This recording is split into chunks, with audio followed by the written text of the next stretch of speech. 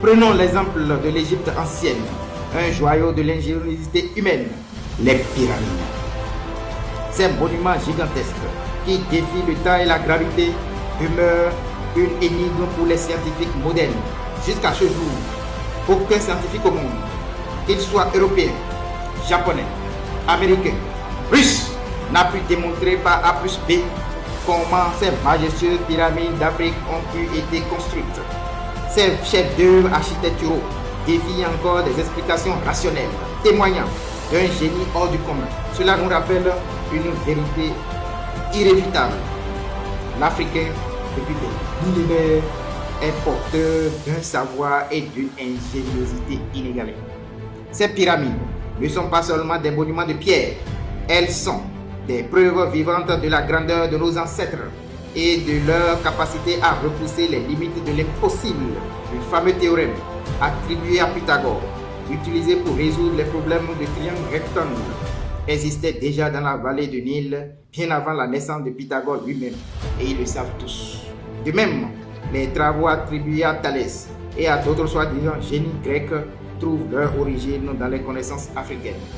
Platon lui-même, présenté comme l'un des plus grands philosophes de l'histoire occidentale, reconnaissait que sa pensée philosophique découlait largement des enseignements reçus auprès des sages de la vallée du Nil.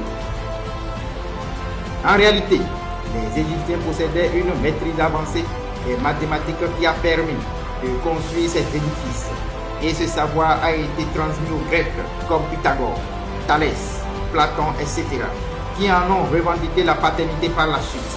En effet, ces figures ont tous étudié en Afrique. Pythagore, 22 ans, Platon, 13 ans, Thalès, 7 ans. Ces vérités, bien que souvent occultées, témoignent de l'apport fondamental de l'Afrique à l'humanité.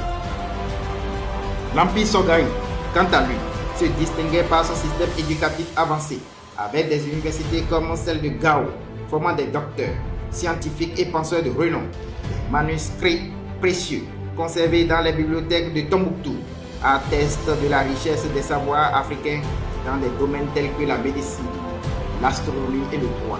Bien avant l'arrivée des négriers et des colonisateurs, les peuples d'Afrique disposaient depuis plusieurs millénaires de leur propre système d'écriture.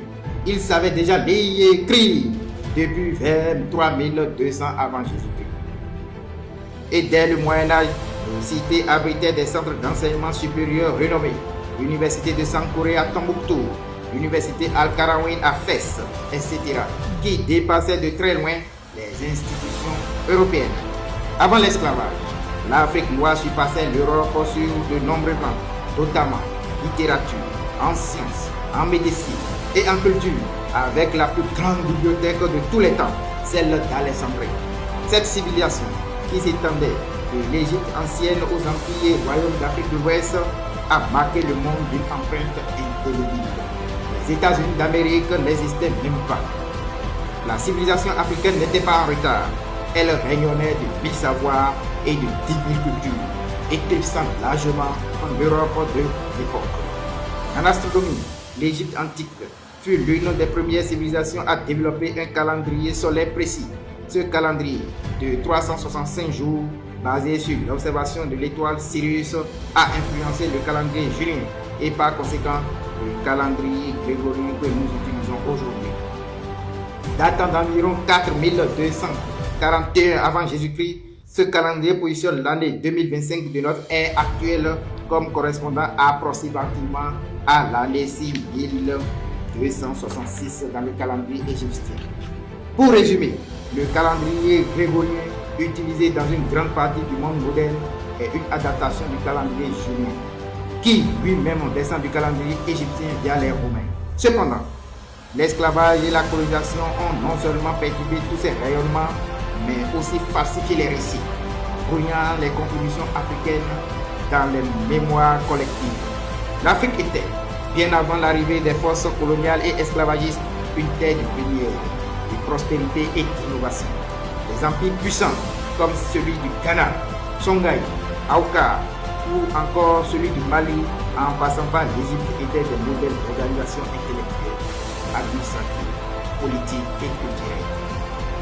Il est essentiel de reconnaître que les bases de nombreuses disciplines scientifiques et philosophiques modernes trouvent leur origine en Afrique. Cette reconnaissance vise à rétablir une vérité historique. Les Africains aujourd'hui, en revisitant cet héritage, peuvent retrouver une fierté culturelle, sens et un sens de leur rôle dans l'histoire universelle.